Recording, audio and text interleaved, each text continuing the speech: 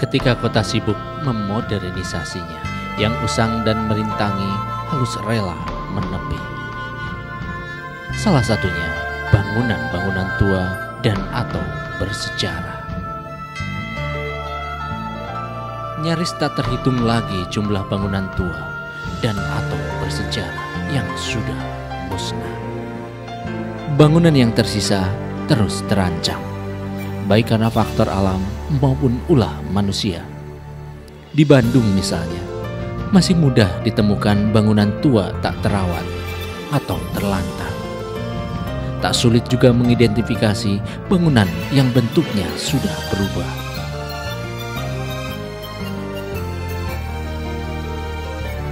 Fenomena yang sama juga mudah ditemukan di Jakarta maupun Surabaya.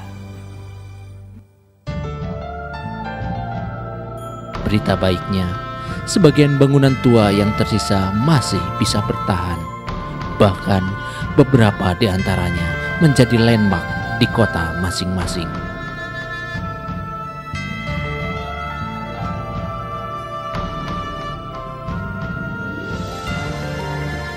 Akankah bangunan-bangunan tua yang masih ada saat ini masih bisa bertahan dalam 10 atau 20 tahun ke depan?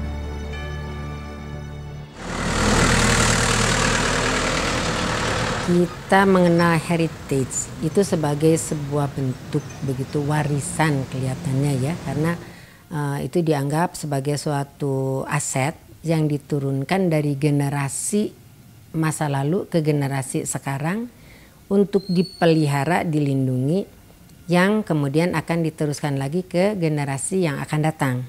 Heritage itu adalah warisan, khususnya yang dari dalam bentuk kebendaan. Misalnya bangunan, baik itu bangunan yang bersejarah atau bangunan merupakan satu karya budaya.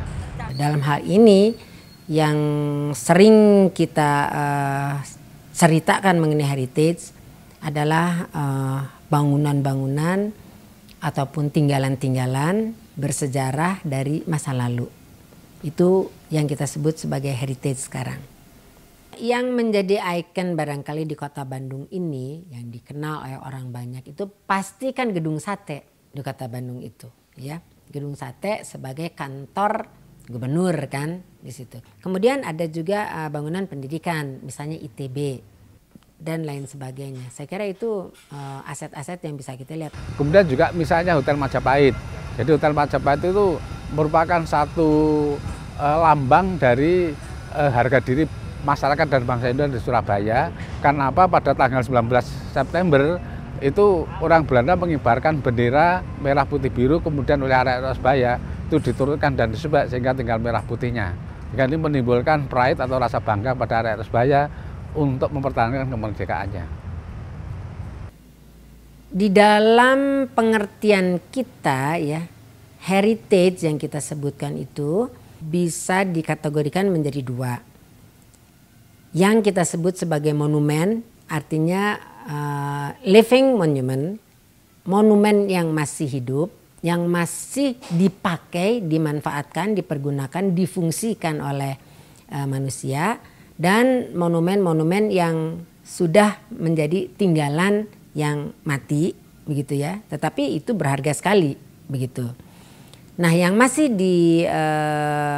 dihuni itu yang termasuk dalam living monument, yaitu bangunan-bangunan arsitektur begitu ya, yang dimana manusia berkegiatan di dalamnya. Sehingga keberadaannya itu tentu harus dimanfaatkan sebaik-baiknya. Dan harus kita anggap itu sebagai sebuah aset, bukan sebagai sebuah sampah. Begitu, bukan sebagai sampah.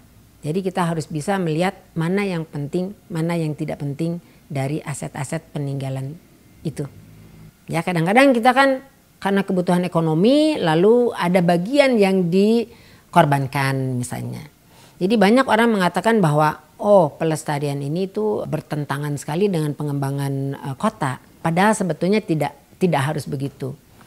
Itu bisa diselaraskan bagaimana kita melindungi bangunan-bangunan cagar budaya dan juga mengembangkan ekonomi secara bersama-sama begitu.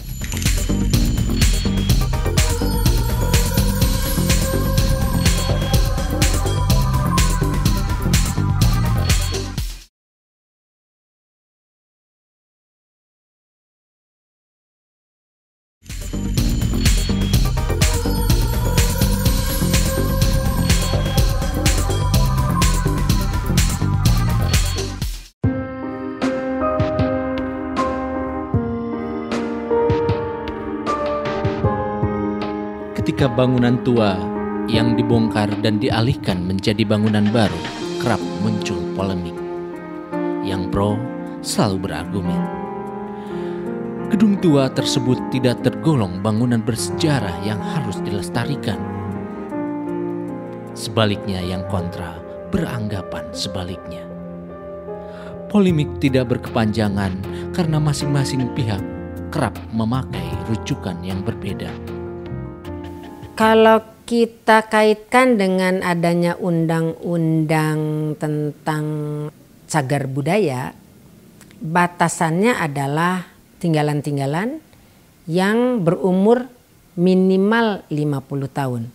Artinya yang berumur 50 tahun lebih itu sudah dapat dikategorikan ke dalam heritage yang perlu kita lindungi.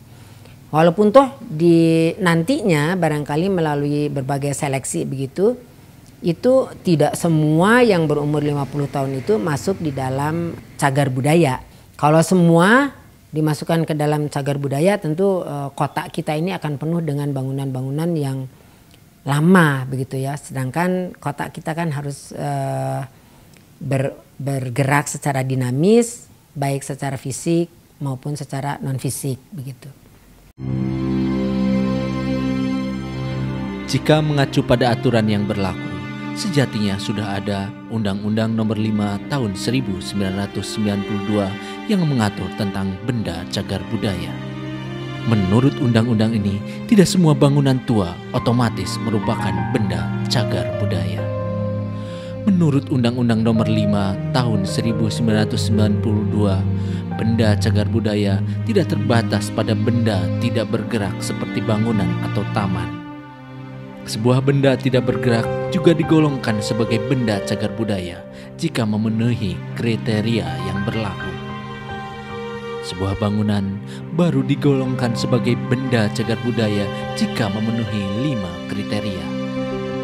Umur bangunan sekurangnya 50 tahun, memiliki nilai arsitektur yakni mewakili masa gaya yang khas dan mewakili gaya yang sekurang-kurangnya 50 tahun. Mempunyai nilai penting bagi sejarah, mempunyai nilai penting bagi ilmu pengetahuan, mempunyai nilai penting bagi kebudayaan. Meski demikian, Undang-Undang Cagar Budaya memberikan keleluasaan bagi setiap daerah untuk menentukan kriteria yang cocok dengan kondisi dan aspirasi yang berkembang di tengah-tengah masyarakat. Tak mengherankan jika kriteria yang ditetapkan di Kota Bandung, Jakarta, Surabaya umpamanya tidak akan pernah sama. Sebagai ilustrasi, benda cagar budaya di Kota Bandung lebih didominasi bangunan-bangunan yang memiliki gaya arsitektur tertentu pada masanya. Sementara di Surabaya, benda cagar budaya lebih banyak mewakili aspek sejarah. Yang dimaksud dengan heritage adalah warisan dari bangunan masa lalu, ya, yang sekarang kemudian diabadikan dalam wujud cagar budaya. Yang pertama adalah bangunan yang di dalamnya dulu pernah terjadi satu peristiwa sejarah yang penting. Misalnya di lokasi kita ini dulu adalah gedung Radwan Justisi, kemudian gedung KNPTI yang berhasil direbut oleh arek-arek Surabaya di dalam pertempuran tanggal 1 atau 2 Oktober. Kemudian pada pertempuran pada tanggal 10 November ini menjadi medan pertemuan arek Surabaya. Kemudian yang kedua adalah satu bangunan yang arsitekturnya itu mewakili satu gaya atau aliran tertentu pada satu periode. Yang sekarang masih ada yaitu gedung Negara Gerahadi. Itu dibangun pada tahun 1796 mewakili gaya kolonial. Yang ketiga adalah kawasan atau situs yang dulu di tempat itu mengandung atau pernah terjadi peristiwa sejarah. Misalnya Jalan Tunjungan. Jadi Jalan Tunjungan itu karena apa? Karena ia mewakili sejarah Surabaya yang pada akhir abad 19 dan awal 20 itu Surabaya menapaki sebagai satu kota yang terbesar baik dalam industri maupun perdagangan dengan pusatnya itu adalah Tunjungan. Yang keempat adalah kekayaan atau barang kuno yang ada di bawah air yang punya nilai sejarah dan ekonomi yang tinggi.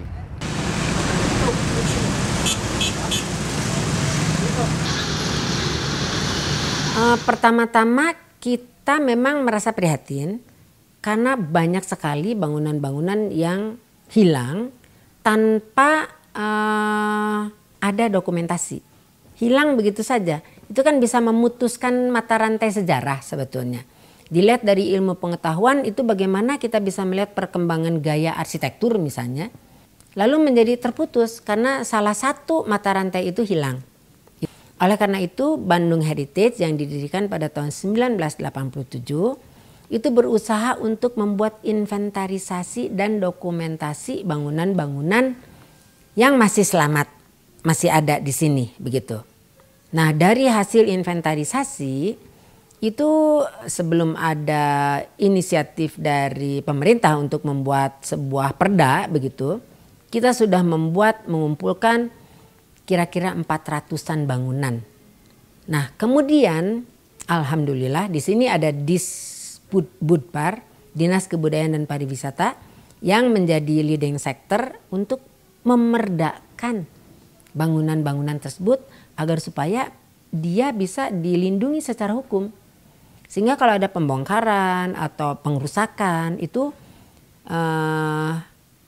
sudah bisa dikendalikan begitu ya, karena tentu ada sanksinya bagi yang membongkar atau menghilangkan bangunan-bangunan tersebut. Nah, sampai saat ini tentu upaya yang kita lakukan itu sedikit demi sedikit kita harus berpuas hati walaupun keberhasilan ini kecil, tetapi itu berarti sekali. Karena dari kecil kalau sering bisa menjadi besar begitu. Nah, dan sekarang kelihatannya dengan adanya perda, adanya perwal, itu masyarakat sudah mulai mengetahui dan membuka mata mereka bahwa bangunan-bangunan ini tuh bisa dimanfaatkan dan dia adalah menjadi aset. Karena dengan kita memanfaatkan bangunan ini, itu sebetulnya bisa berhemat kita. Bisa berhemat dari sisi membangun, karena membangun itu kan mahal sekali.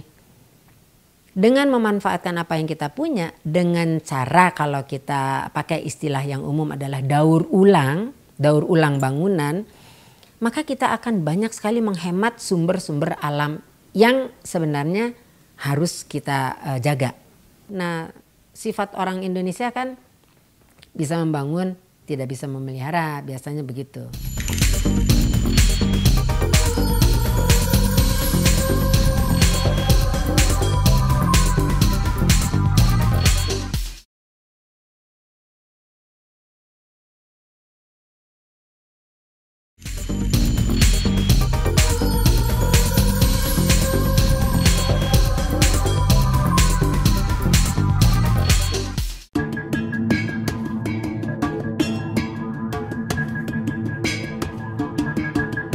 Kota Bandung termasuk dari sedikit kota yang telah memiliki peraturan daerah yang mengatur pengelolaan bangunan yang digolongkan sebagai benda cagar budaya.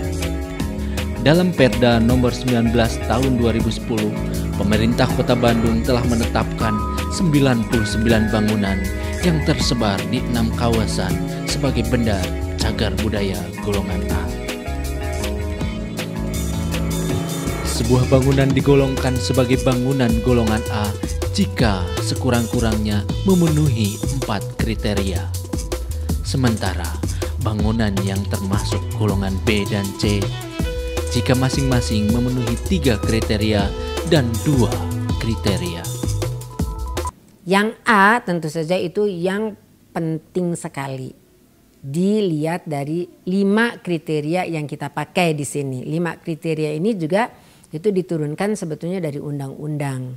Nah, dari situ tentu saja karena bangunan ini merupakan sebuah wadah tempat manusia berkegiatan, di mana kebutuhan manusia itu senantiasa berkembang, berubah sesuai dengan waktu. Oleh karena itu wadah pun juga tidak bisa diam begitu. Dia masih diperbolehkan berubah sejauh perubahan itu tetap mengikuti kaidah-kaidah yang ditetapkan oleh konservasi, prinsip-prinsip konservasi begitu. Ada yang boleh berubah sedikit, ada yang boleh berubah banyak, sejauh tidak mengubah karakter dari bangunan itu. Meski begitu, masih ada kritik yang terlontar. Pasalnya, daftar bangunan golongan A tersebut dinilai tidak mencakup banyak bangunan lain yang sebenarnya memenuhi persyaratan. Salah satunya adalah pemandian di daerah Cihamplas yang kini sedang dibangun menjadi apartemen. Kolam renang Cihamplas sebetulnya itu kan termasuk, menurut kami dari Bandung Heritage, itu termasuk cagar budaya kelas A. Karena itu adalah pemandian pertama dan terbesar dulu di Asia Tenggara. Di mana itu dipakai untuk melatih perenang-perenang yang hebat ketika zaman Belanda begitu. Nah, hilangnya itu karena kabarnya di situ akan dibangun apartemen. Apartemen saya nggak tahu apakah rumah susun atau apartemen, karena konotasinya kan kalau apartemen itu mewah, kalau rumah susun itu menengah ke bawah begitu ya. Nah, menurut kabar katanya akan dibangun kembali setelah dihancurkan gitu, akan dibangun kembali. Tapi keaslian kan pasti hilang. Karena dibangun kembali itu pasti kan dengan menggunakan material baru, kemudian teknologi baru begitu ya, teknologi pengairan dan sebagainya. Padahal waktu zaman dulu itu kolam renang dibangun, airnya itu diisi dari mata air yang dulu banyak sekali keluar di situ begitu. Nah, itu kan suatu keunikan juga. Ada patungnya waktu itu yang mengeluarkan airnya gitu dari mata air ke kolam renang itu begitu. Yang lainnya yang hilang begitu ya, yang hilang. Banyak bangunan-bangunan yang bagus-bagus. Itu misalnya yang sekarang jadi Hotel Hyatt di Jalan Aceh Sumatera, perempatan di situ. Itu dulu bekas kantor perkebunan teh pertama di Bandung di sini. Tapi yang terlantar banyak nih, yang saya juga khawatir. Barangkali nanti dia juga akan hilang begitu. Karena ada ini kepemilikan. Nah, ini juga kita sayangkan begitu. Sekarang bangunan-bangunan itu terlantar dan apa nasib di kemudian hari? Itu yang kita khawatirkan gitu ya. Harus dimonitor terus. Iya, tinggal bangunan tua yang tinggal kenangan, misalnya aja yaitu Hotel Majapahit. Kemudian juga Gedung Gerahadi. Yang sekarang gedungnya sudah tidak ada, misalnya adalah dulu Pasar Besar atau Pasar Gede, sekarang pasarnya sudah tidak ada, ganti dengan Gedung Bapeprom di Jawa Timur. Nah, tentu hal-hal ini tuh harus menjadi perhatian kita sekarang. Pengamat dan penggiat pelestarian bangunan tua umumnya mengapresiasikan keberadaan undang-undang Perda yang mengatur tentang pengelolaan benda cagar budaya. Menurut mereka, perbedaan peraturan ini sekurang-kurangnya bisa menahan laju musnahnya bangunan-bangunan tua yang saat ini masih ada, baik bangunan yang terawat maupun tidak terawat. Iya, yang sekarang yang saya alami sendiri di Surabaya itu sudah cukup optimal meskipun belum memuaskan. Jadi untuk melestarikan, melindungi dari kawasan bangunan itu kita dilakukan dengan baik, tetapi untuk memberikan insentif baru dimulai.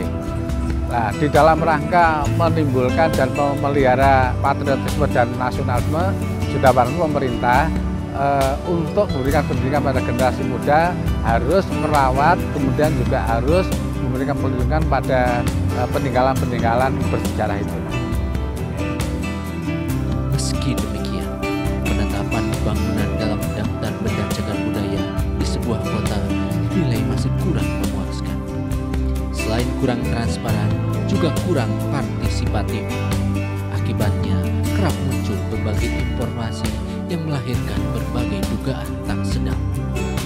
Ini terjadi misalnya ketika sebuah bangunan yang sebenarnya disebut-sebut akan dimasukkan dalam daftar benda cagar budaya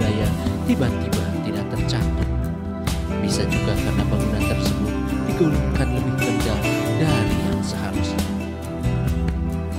Berbeda dengan golongan A, benda cagar budaya yang masuk golongan B dan C masih lebih leluasa diubah bentuknya dan atau diubah peruntukannya. Selain itu, pengamat dan penggiat pelestarian bangunan tua juga mempersoalkan masih rendahnya pensosialisasian undang-undang maupun perda, baik kepada masyarakat maupun kepada pemilik bangunan. Terutama sekali menyangkut hak dan kewajiban perorangan yang memiliki bangunan yang masuk dalam daftar benda cagar budaya. Kurangnya sosialisasi menyebabkan pemilik bangunan merasa dirugikan atau terhambat. Terlebih pada saat yang sama, mereka kerap tak mendapatkan insentif. Misal saja terkait pajak bangunan yang biasanya sangat tinggi karena umumnya berlokasi di kawasan kelas 1 di kota tersebut. Pelestarian bangunan-bangunan tua sejatinya tak sekedar untuk memelihara warisan dari masa silam.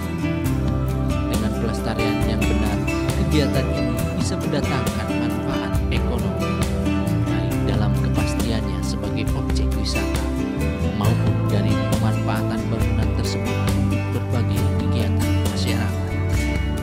Modal awal pelestarian bangunan tua sudah ada, yakni undang-undang dan peraturan daerah yang mendukungnya. Sayangnya, belum semua kota memiliki peraturan daerah ini. Nah, sudahkah kota Anda memiliki perda yang mengatur tentang perlindungan terhadap